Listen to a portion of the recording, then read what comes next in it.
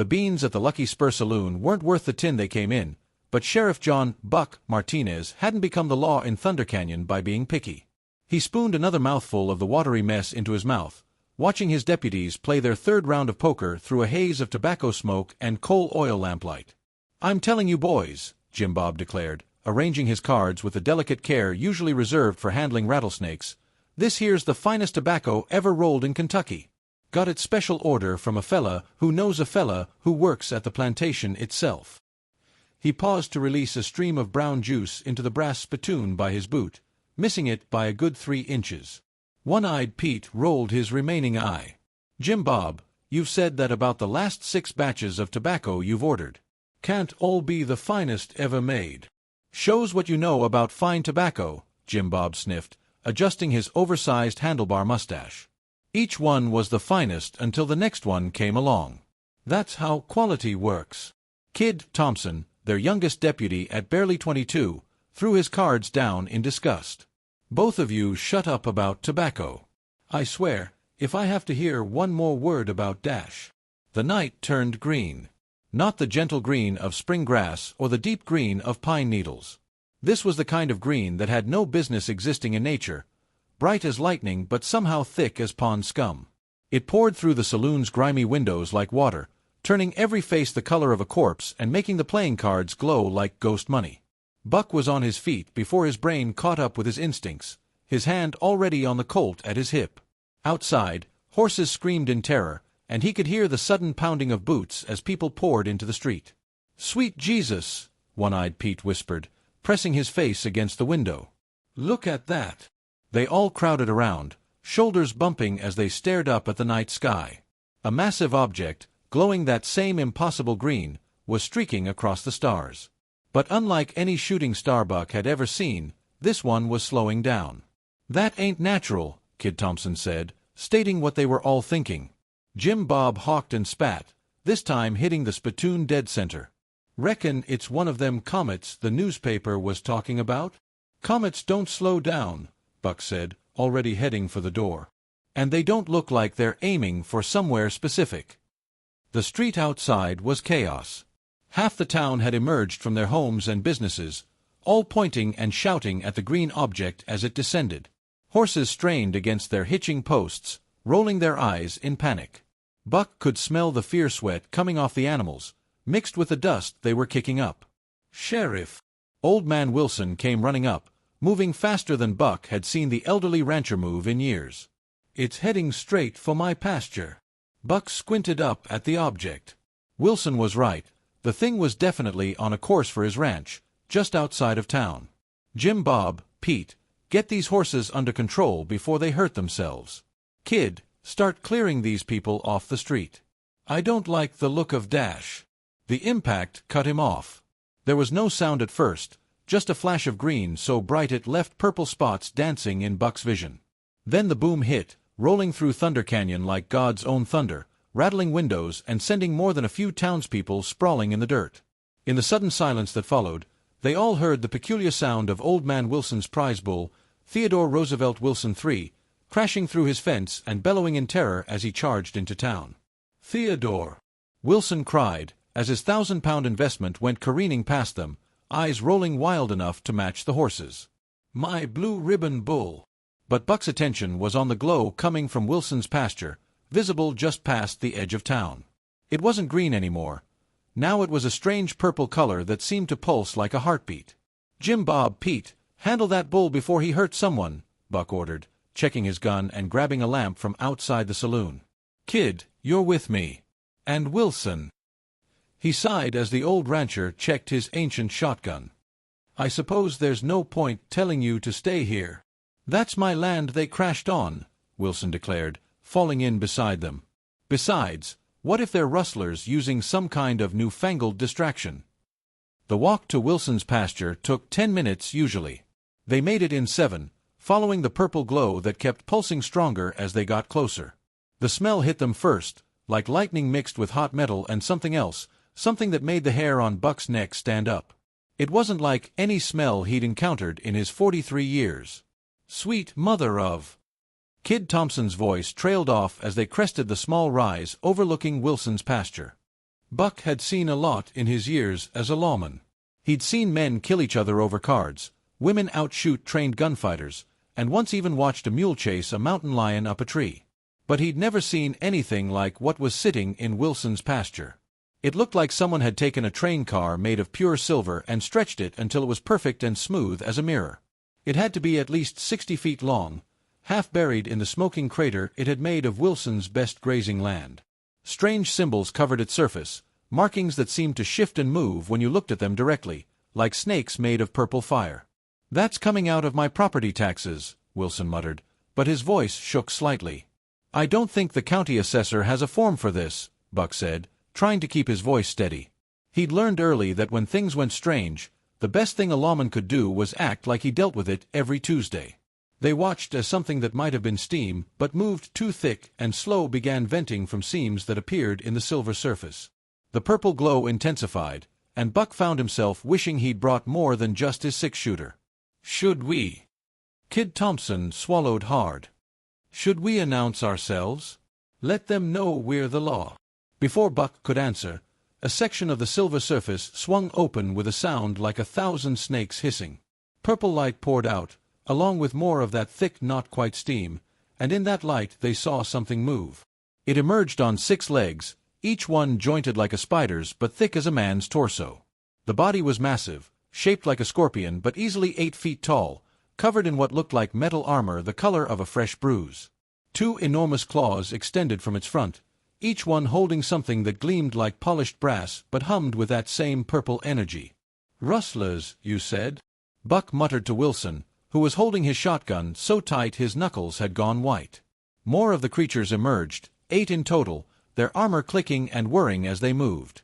They spread out around their silver vessel, examining the crater with jerky movements of their huge heads. "Sheriff," Kid Thompson whispered. "What do we do?" Buck opened his mouth to respond, but was cut off by the sound of approaching horses. He turned to see Jim Bob and One-Eyed Pete riding up, leading Theodore Roosevelt Wilson III on a rope. "Found your bull, Mr. Wilson," Jim Bob called out cheerfully. "He was trying to break into the church. You wouldn't believe how hard it was to— Oh, good Lord in heaven!" The creatures all turned at the sound of Jim Bob's voice, their strange heads tilting in unison. In the purple light, Buck could see their eyes, dozens of them, small and black as buckshot, arranged in clusters around their heads. Jim Bob, showing the kind of determination that made him either the bravest or dumbest deputy in the territory, reached slowly into his pocket and pulled out his prized tobacco pouch. "Now, I know we got off on the wrong foot here," he said, already starting to smile that tobacco-stained grin of his, "but I reckon you fellows might appreciate a proper welcome to Thunder Canyon. This here's the finest tobacco ever rolled in Kentucky." Buck just closed his eyes and sighed. It was going to be a long night. Old Man Wilson, who had been surprisingly quiet up until this point, finally spoke up. "They better not be here for my cattle. I just got them broke in proper for the spring roundup." As if on cue, Wilson's prized bull, a ornery beast named Thunder that had once sent 3 cowboys to the doctor with a single charge, came snorting back into the pasture. The massive animal took one look at the space pions and decided that these strange purple creatures were a personal insult to everything he held dear in his bovine heart. Thunder lowered his horns and charged. "Oh Lord," Buck sighed, already knowing this wasn't going to end well. The lead space pion raised its weapon almost casually. There was a sound like 1,000 bacon strips frying at once, a flash of light that turned the night into day for a split second, and where Thunder had been charging, there was now just a perfectly cooked, still smoking pile of beef jerky. "My bull!" Wilson roared, raising his shotgun. Buck grabbed the old rancher's arm. "Now hold on just a minute. Let's not be too hasty here. Jim Bob's got this, Sheriff," came a confident voice from behind them. Before anyone could stop him, Jim Bob was strutting toward the aliens with the kind of confidence only a man who had thoroughly pickled his brain in tobacco juice could muster. He had his special pouch of Sunday Best chewing tobacco in one hand and was already working up a good spit with his daily reliable blend. "Now listen here, you purple fellows," Jim Bob called out, pulling a fresh pinch from his pouch. "Y'all ever tried any genuine Kentucky leaf? This here's the good stuff, aged in oak barrels and everything." The space pions tilted their heads in perfect unison, their their antennae twitching as they studied this strange creature approaching them with something brown and moist in his hands. Jim Bob, taking their silence as encouragement, launched into his full tobacco merchant routine. "You see, the secret is in the fermentation process.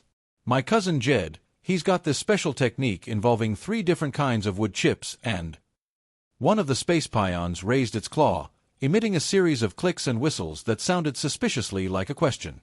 "Exactly," Jim Bob exclaimed, despite clearly not understanding a word. "Now, let me show you how it's done." He proceeded to demonstrate his most impressive tobacco-chewing technique, complete with expert lip-tucking and a masterful sideways spit that would have won him the county fair competition 3 years running. The aliens watched this display with what might have been horror. It was hard to read expressions on a face that looked like a purple scorpion had married a Christmas ornament. One of them raised its weapon, and with another bacon sizzle sound, Jim Bob's prized hat vanished from his head, leaving behind nothing but a wisp of smoke and the distinct smell of burned leather. "Well now," Jim Bob said, patting his smoking hair, "I reckon that's a no on the tobacco then." Buck had seen enough. "Kid, get back to town and start evacuating folks to the church. One-Eyed Pete, you and Jim Bob try to round up any stragglers." But the space pions had apparently decided that the time for cultural exchange was over. They began methodically moving through Wilson's pasture, turning cow after cow into perfectly preserved beef jerky with mechanical efficiency. "They're stealing my whole herd," Wilson wailed. One-Eyed Pete, living up to his reputation as the fastest roper in 3 territories, managed to get his lasso around one of the aliens' midsections. His moment of triumph lasted approximately 2 seconds before the space pion took off across the pasture, dragging Pete through every water trough, mud puddle, and cow patty in its path. "I got him, Sheriff," Pete yelled between mouthfuls of mud.